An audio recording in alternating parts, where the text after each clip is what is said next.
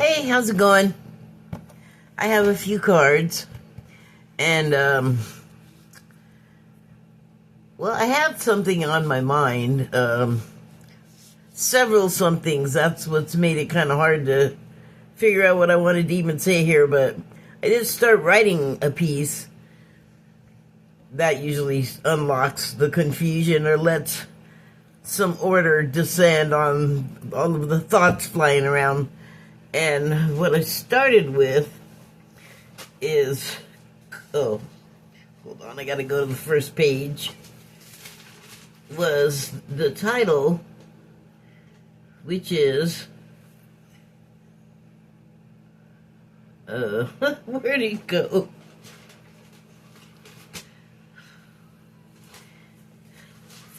Found it. The title is, oh, you don't like woke? And the reason why that is the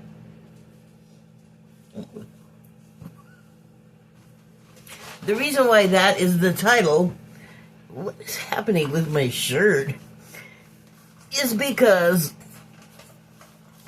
I noticed that there are a lot of people that are anti-woke, like self-proclaimed anti-woke. And I started thinking about, well, what does that mean? What does it mean? Do I have something under my shirt with me? Oh, you know what? I do.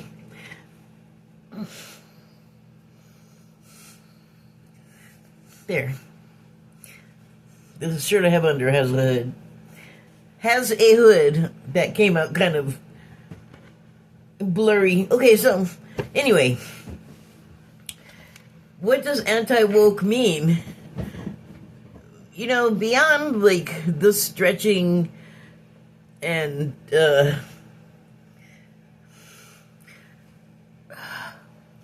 torturing of that word from its inception to everything it has become co-opted to become in between to now, at the root of it, it still means the opposite of sleep. Or woke is the opposite of sleep. So if you're anti-woke, you are like dedicatedly unconscious or something, I guess. And when I thought of it in those terms, a lot of people would have said, I already thought that about people like that said they were anti-woke, like just they were asleep. But that could mean so many things to say they were asleep. There is I don't even know what to call it. Whatever is happening right now, it's not just one thing. And so it is like the gradual collapse of a lot of things. Sometimes it's like, if you've ever been to the ocean and you try to build a sandcastle and the water comes in and it just kind of melts it away, and the way that it falls is not violent at all. It just sort of, just like, it's like, okay, I'm wet, I give up. Like, whatever structural strength it had before the water came along, which, again, I don't know if you've done this at the ocean.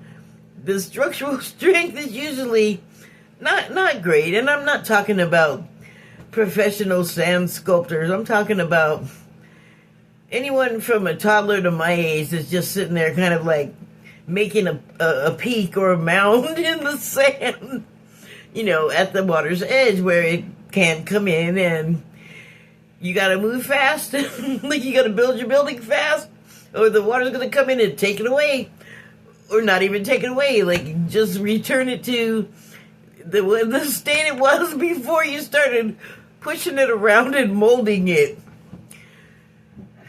Why am I talking about that? So, oh yes, the structural strength. Not a lot there, is my point. So, God, why did I go there? Well, anyway, the structural collapse that is like what we are going through right now. There's, all these various currents, undercurrents, overcurrents, whatever you want to call it. Like for us in the United States, like before I turn this on, everybody is talking about the war in Iran. And, well, there are a lot of takes on that. There are a lot of perspectives. I'm not paying so much attention to voices. I'm sort of making my own considerations on the matter, like conclusions.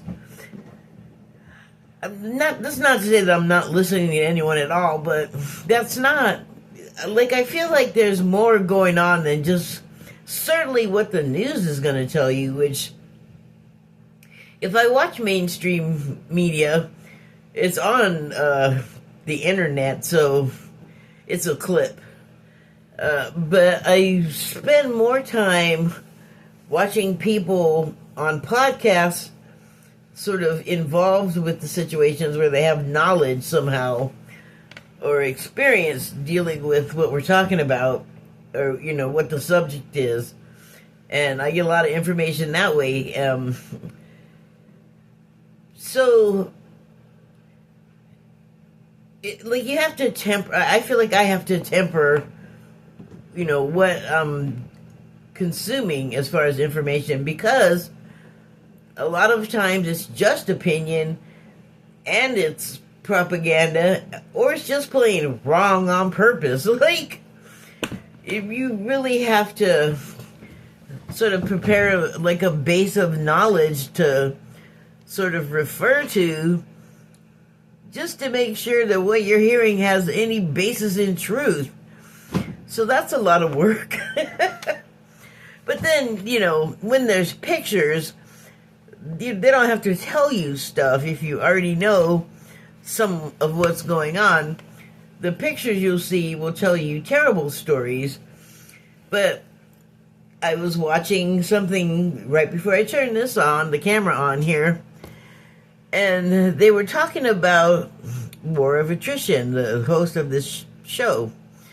And he defined it, and his definition was that the person in the war that has the more power over their opponent is the one having the war of attrition, or something like that. But they were making it sound like, and everyone makes it sound like, the U.S. is the bigger power, and for sure Iran is getting it from the U.S. and from Israel, and now they've started hostilities with other nations in the area, so probably they're getting slammed by them too. But what I thought was pretty masterful on the part of the Iranians, they've had a lot of loss of life. They've had a lot of loss of life at the hands of their own leaders. But that's something that they got going on. Like, that's their thing. That's not necessarily to do with the war, unless it was chosen as part of a, like, this is where we can hit them. This is a weakness that they have that'll be to our benefit. Like, that's how I see it being war gamed. Like, what their own struggles that were already happening were doing. And then those were exacerbated by, why does anyone listen to the man? Why do they think he says true stuff? I don't.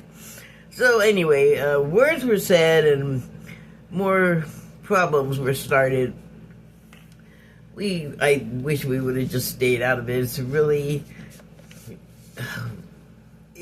we were like not having, what did the guy say that just left, Joe Kent? There was no like visible thing to worry about. So we know that's going on, but Iran, even though they got hammered, what they did was they have control of the strait.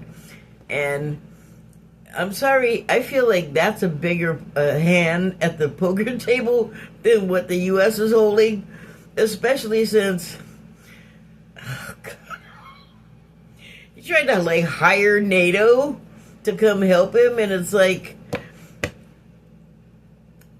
I feel like that's like a regular way that employees get treated in the Trump organization. Let me just crap on you 24/7, but hey, get over here, clean up the crap I just crapped on you. And the other nations are like, no thank you. We do not want to do that. You made the crap, you have to walk around in it or clean it up or whatever you're doing over there. That's all you. And I get it. Like, the name calling and accusations of things that are just like not even, they're completely unsubstantiated and untrue. Oh man, it's like painful to watch us in this position in front of the world, and this guy is like, I want everybody to see me show my ass.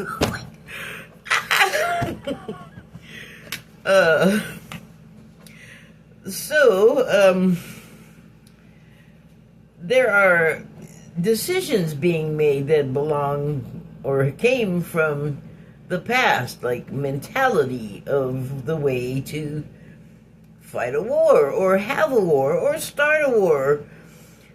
Like, we know so little about what took place in order to make us go from not being in a war with those people to overnight bombing them people. Like, whoa, wait, whoa.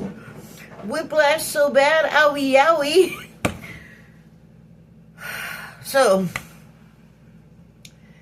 I feel like the anti-woke and the not wanting to be awake to the reality, like, you can come to the table with all of these antiquated prejudices and biases, but I feel like no one in the administration is making moves that are like in sync with reality. Like, it's like we're a comic book or like some kind of fictional thing where they really believe like we can just go in and say anything to these other countries, because in the not too distant past we were sort of like, I don't know, the biggest, loudest, top of the hierarchy in sort of the Western, alliance, or even NATO, but generally in the West, like, everybody's like, yeah, we're cool, generally, except for us. We don't know how to behave. We don't know how to keep our hands to ourselves. This is not a new phenomenon, what happened in Venezuela. The U.S. has a tradition almost of feeling like it could just go mess around in other countries, particularly the ones south of us in South America. And it's like, I think the world got fed up and we're just like, we're sick of this dynamic. You people are ridiculous. I think we were like already at a tipping point with the rest of the world's tolerance with us, and then along came the past 10 years and 2 Trump elections, and it's like, man, like the Tasmanian devil cartoon, just tearing up everything in the world, and everything he touches, because he has everybody gets pink eye for everybody. So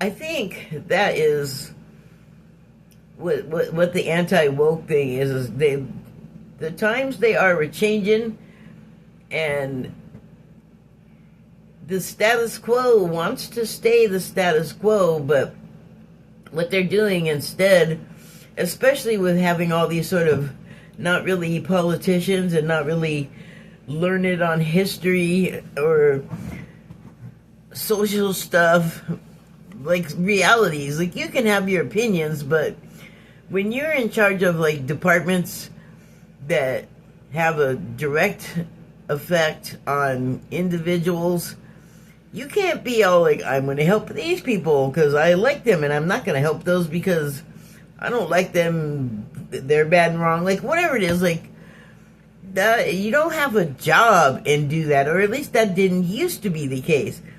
It feels like that's how it is now, because a lot of the staffing now comes from places where they're like just jammed into positions they have absolutely no training for. They don't know what to do when they're in there. They seriously, like, these people barely know how to do anything, it feels like, then head a company, whatever that looks like, but probably not like being on the line, doing physical labor, spending hours behind a desk, dealing with papers you don't want to deal with. I feel like to a degree there's that, but I feel like a lot is handed off to other people. And so now they're in a place where traditionally work got done by people that had knowledge and a certain background to enter the world stage and jump into a job that they have training for, actually, but the training enables them to not only deal with the people, their colleagues and their constituency, they also can deal with like world matters and world leaders and diplomats and military leaders, like whatever it is. But these people are like they're all like, I am the king, you have to do things my way because I am rich and I am better than you and I know better than you. And it's like, it's turned out, no, you don't. Because I was like, did you send somebody to school for you too? I know some people have. Some people have their whole families done that way, educational wise. So, hence the quagmire that we're in. It's like, everybody can't be at the top of the pyramid. Everybody can't be the king or whatever, because they all want everything. And that is why stuff is breaking. That's why systems are breaking. It's that, and time is rolling on. Progress is like, we're going to leave you people behind if you don't catch up. So they don't want to catch up or wake up. They're anti-woke. They want things to stay the same. And they're not getting their way, but they are making as big of a fuss and a mess as they possibly can. Like, I don't know if it's conscious, or I feel like a lot of it isn't conscious. I feel like it's, again, they're anti-woke. They do not want to open their eyes to what is happening, that they're losing their grip on something that is old, expired, obsolete. Like, give it up.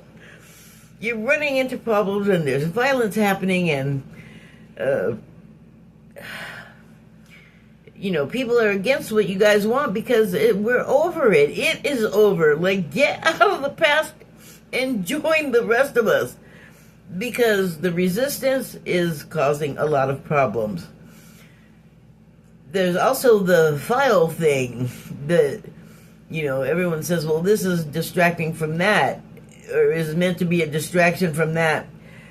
Perhaps, but I feel like there's more to it because history, and there's like loot to be gained there somehow. Excuse me. So, that doesn't sound very positive, really.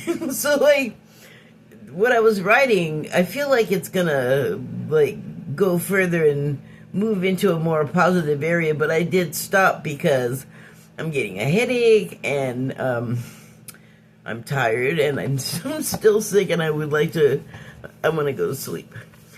But I have some cards, and I want to quickly go through those. So, the first card is karmic relationships. And then you see the two people, and they're worlds apart. But look how similar the worlds are. Like, down to the color and the stripes of those cloudy-looking areas that they're both standing on one of, by the way. They're both standing on a stripe of cloud. They're so close, so similar, so close-minded, you would think, but separate for whatever reason. I didn't take out the book. Well, you know what? I'm not going to use the book right now. I'm just going to go with it.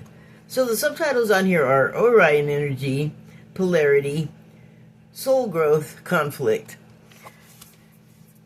Well, what I was just describing before I started with the cards is that soul growth and conflict. That is the past people, the future is walking away without you. You just can't, don't be stuck over here.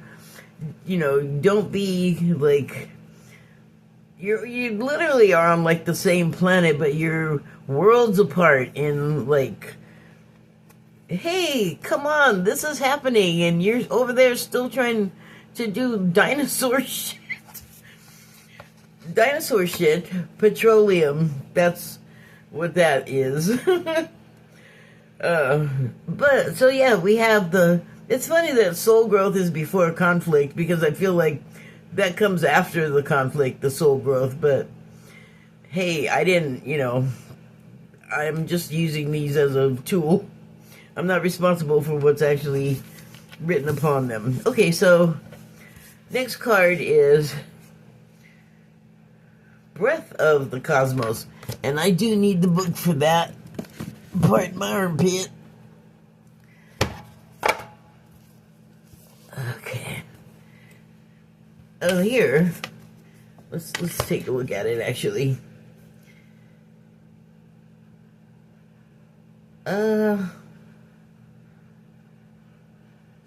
I'm not I'm not sure what's happening here.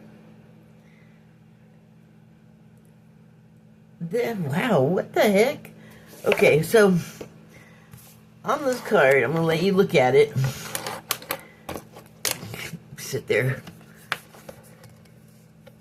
As you can see, they're again in space, and so these could be those odd cloud-looking artifacts that I think are plasma, called plasma in space.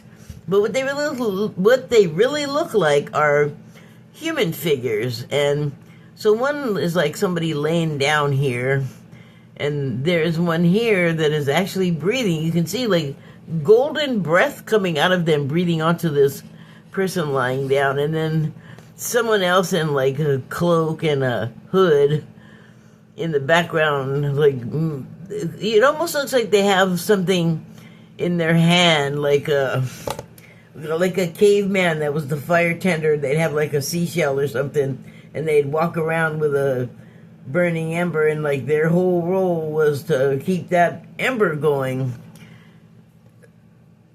So I don't think it's that, but it reminds me of that. Like, you could, some rituals and ceremonies, I want to say ceremonies are, I feel like, a more beneficent type thing, and then a ritual, I feel like you have to be real careful with those. Like you better know what you're doing, or you could accidentally do something you don't mean to do, and that is why I don't fool with that stuff, really. So, anyway, it seems like whoever this person is back here, they're taking part in this ceremony, but it seems like this person they need breath like CPR or something, and like maybe this is like an aromatic to clear airways, so I don't know what that means. What more look-see for you? Okay, and so the book is gonna say, let's see, Breath of the Cosmos.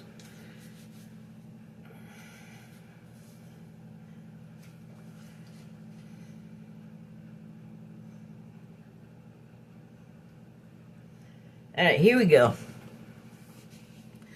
Breath of the Cosmos, and the subtitles are My Will to Thy Will, Micromanaging the Universe.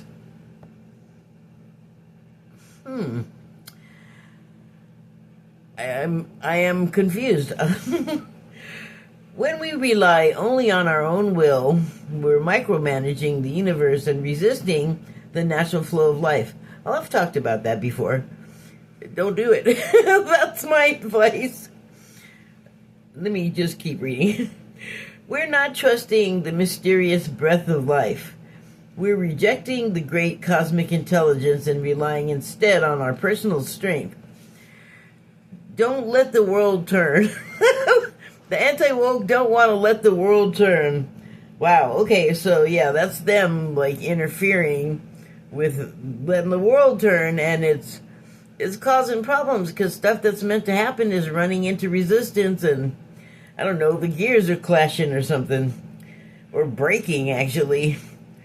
Threatening, if you don't have teeth on the gears, then there's nothing to, regulate the speed of something, and it just could, if it goes too fast, it could burn out.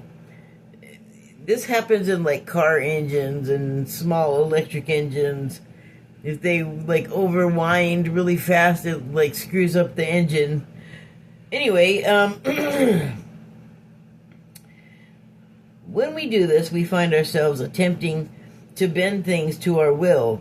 We spend our time forcing, pushing, and living from a space of trying to. Do you feel like that war is kind of really try hard? I mean, it might be trying to distract from the files thing, but I almost feel like the files thing themselves is another distraction. I'm going to get there. Everyone around us can feel it, and the universe can too. The forcing, pushing, and living from a space of trying to force. You're being called to stop micromanaging the universe and trust the breath of life, to surrender to the greater will that God has for you, to move from my will to thy will. And when you surrender to the greater will of life, you begin dancing with the rest of life. When you bow to the great mystery and say, please use me, please show me the way, little by little you find yourself living your most fulfilling, authentic life. So, that's interesting, it's talking about not interfering with the flow of things, and we are control-minded animals. It is really hard for us to just let stuff be. And it is probably one of the hardest things to be conscious of what you want and what you see that you think needs to be done or not. It is so difficult for us to just, like, not lift a finger and interfere. And we should know better, because I don't know if we should know better, because if you repeatedly do it and it screws up your life, like, interfere with something that was already going your way, you kind of push it out of alignment with what you actually want and probably have asked for or prayed for, or however you do these things. And then not just like said, okay, I made my desire known.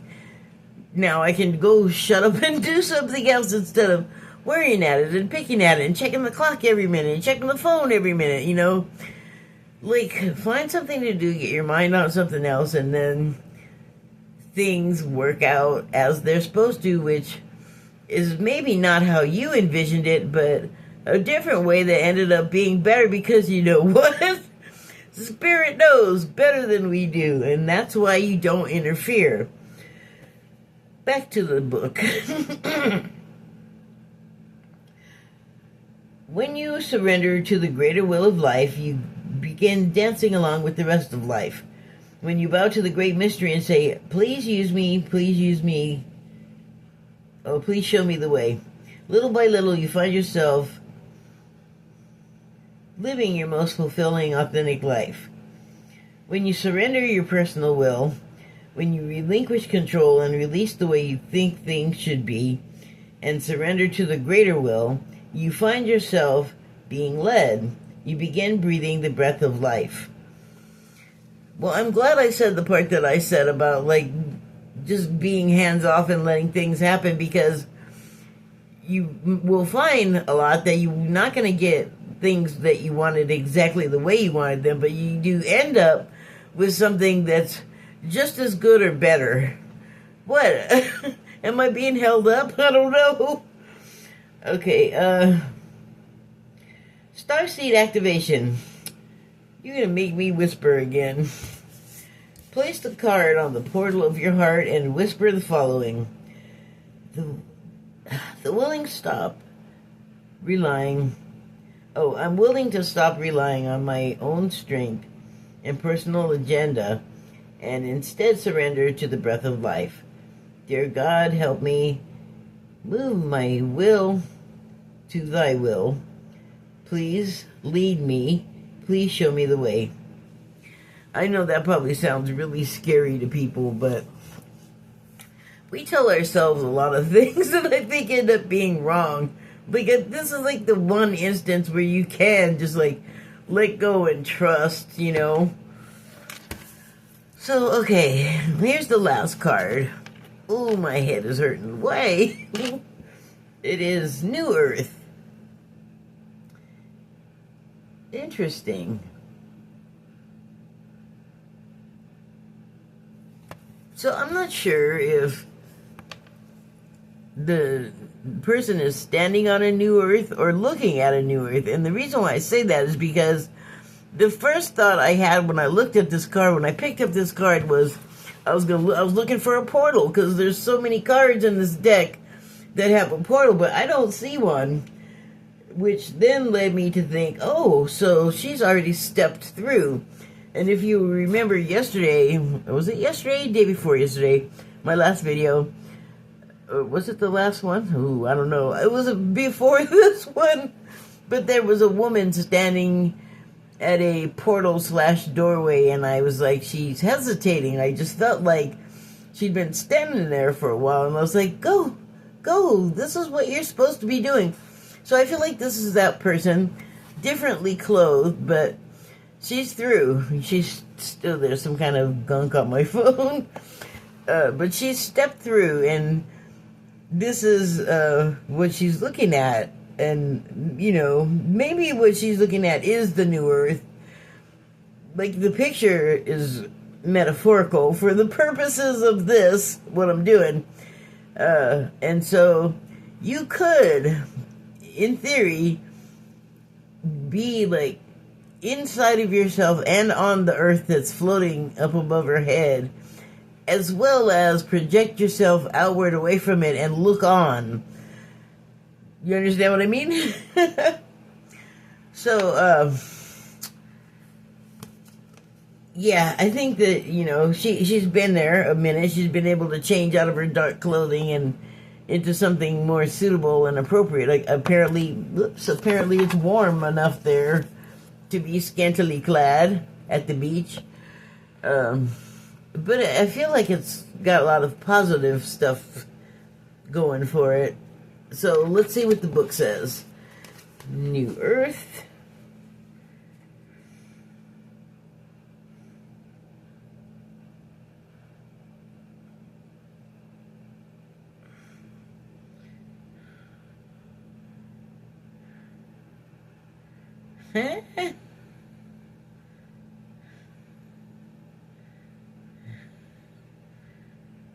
I'm confused.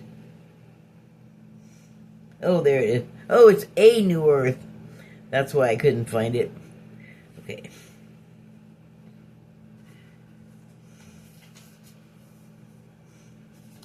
Alright, here we go. A new Earth. Subtitles are, it's happening. Keep holding the vision. Outside of her head, seeing herself, seeing the Earth. Holding the vision. Oh. Ah. Oh, wait. Oh.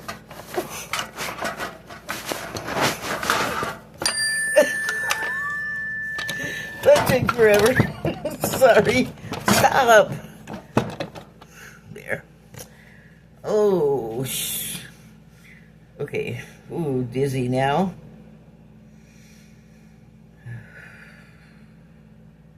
Okay. Here.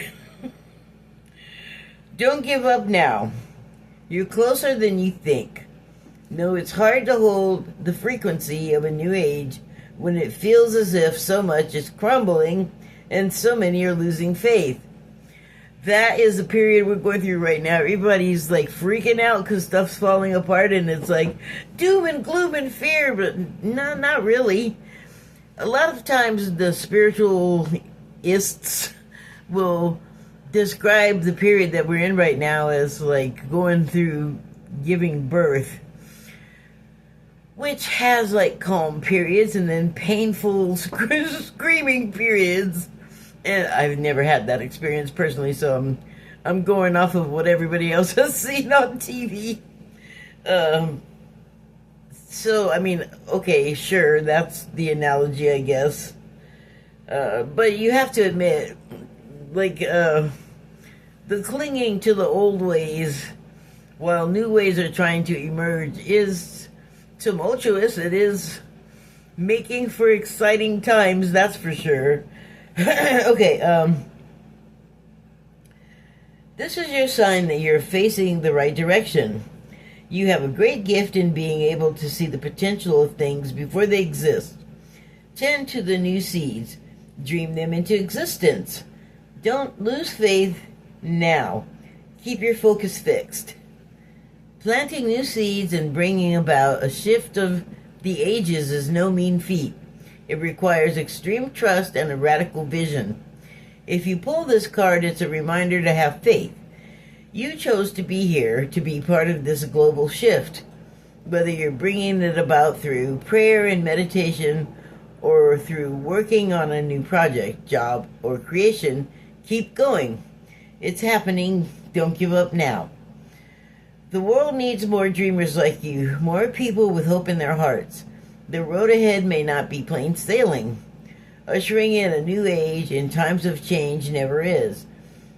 And you know, it's interesting that this is so sure about what they're saying here, because what I have learned from the channels that I've heard over and over is that this place is, this planet is a place where you come and live in paradise or hell. Like, it is what you make it. The reality is what you make it here. It's not like just America gave you the option of the American dream where if you could dream it, you could be it. That's this whole place.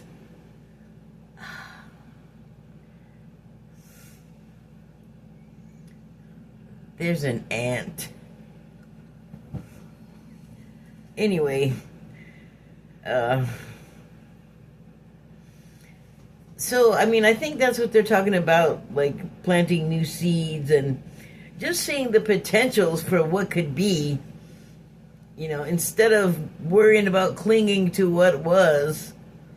That's all, like, meant to be debris to get cleaned up and moved out of the way, mud flooded, if you will. I'm disturbed by the ant because I don't like to do this, but I put out ant baits.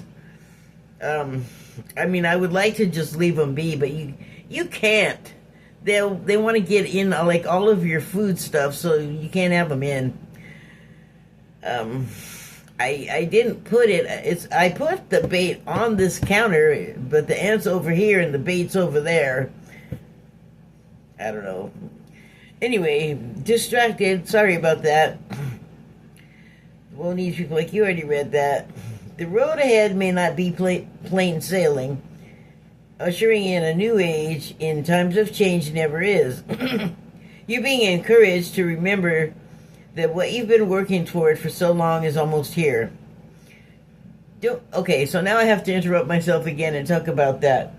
So, the thing that you've been working so long for me, since, like, in this lifetime at least, I didn't, like, really wake up to what's happening, as far as, like, being an empath and as far as the shift and all of the paranormal stuff and all of the side by side with the paranormal, the normal, like, just everything that life is, and like seeing the Matrix movie, like that one, I liked it because I like sci-fi, but I didn't immediately get that it was like some sort of life parallel about being trapped in some dimension.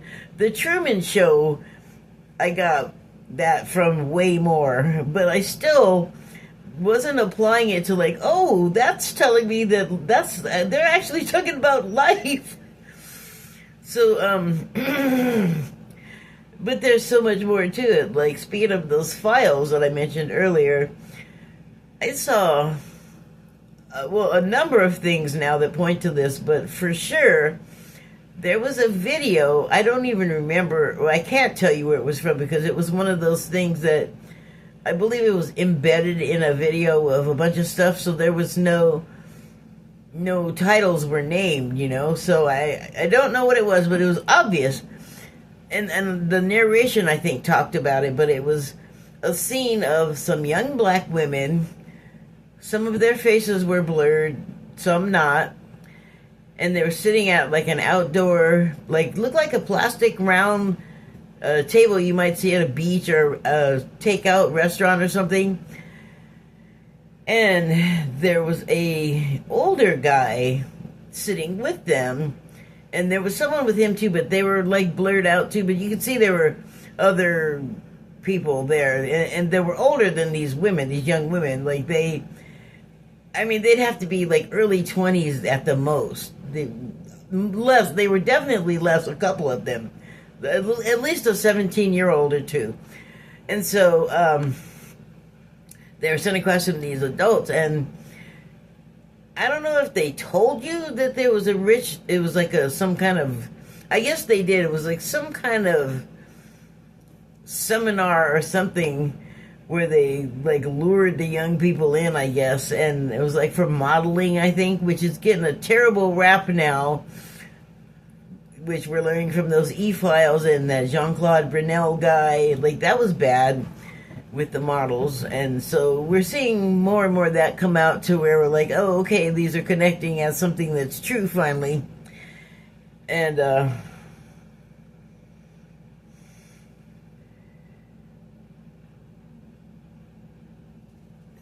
so yeah, so what's come out of that that's connected to what I'm saying is, God, I might have lost my track.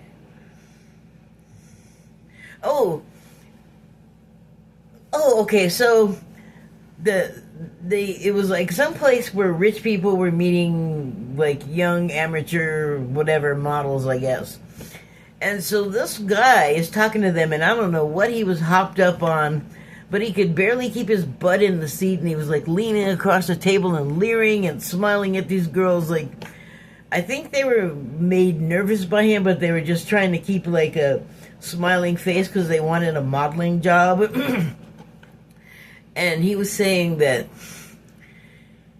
he was complimenting them on their bodies and their builds and like getting all eugenics and weird, talking about, oh, you have so much stamina and good health and you're such great athletes.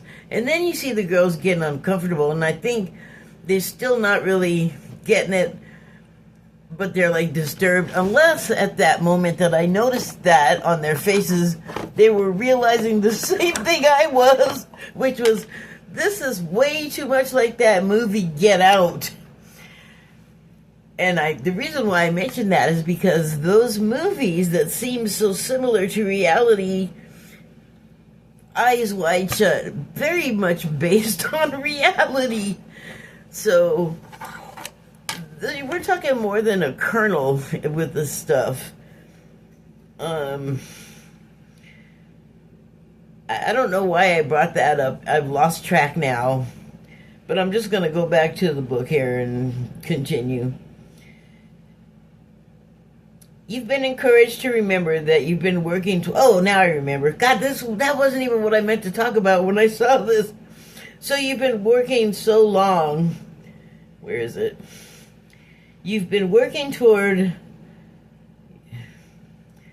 You're being encouraged to remember what you've been working toward for so long. It's almost here.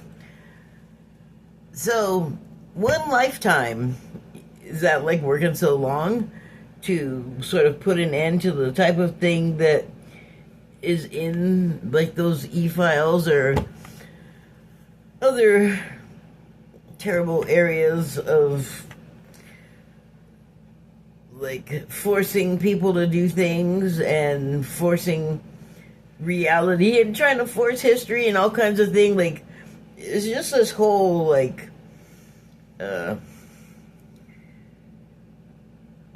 what is the word? It's what they carry with them. It's like their motto or something like that. We have to live to this standard of we want to like use other people that don't have the money and power that we do for whatever we want, like in bad ways, in terrible ways. And I think in a moment, oh, anyway, but one lifetime working to put an end to that type of thing, it doesn't seem like a long time at all. But when you think of it in terms of having, like, this is one of many times that you've incarnated, which it's gonna, I think, go on to talk about here, then yeah, you could have been waiting since the time of, Jesus' birth in Galilee for stuff to happen. This lifetime, I feel like, people waited so many lifetimes since back then to now and passed away and didn't see it happen. So it's like, you're here, finally, this is the one, this is the lifetime that you've been working so hard toward. Like, yes, multiple lifetimes, that sounds like hard working toward something. And I think that's what it's referring to. Okay, so don't question yourself now. Don't waver. Dig your devotion deep. For if you do, in the not-too-distant future, you'll be able to sit back and watch all that you've so carefully planted and nurtured grow and bloom. It's possible. Keep focusing on your dreams. You're closer than you think. Starseed Soul Inquiry. How do you keep holding the vision? Well, the best way, I think, is not to think of it in terms of how many lifetimes you came here and lived through some shit to only have the thing that you were waiting for and working toward never materialize. You want to talk about keeping the faith? Coming back over and over after that happened. That takes some serious fortitude, in my opinion. Okay, how am I doing on time here? I'm good enough. I'm going to stop. Oh my goodness. Thank you, and good night.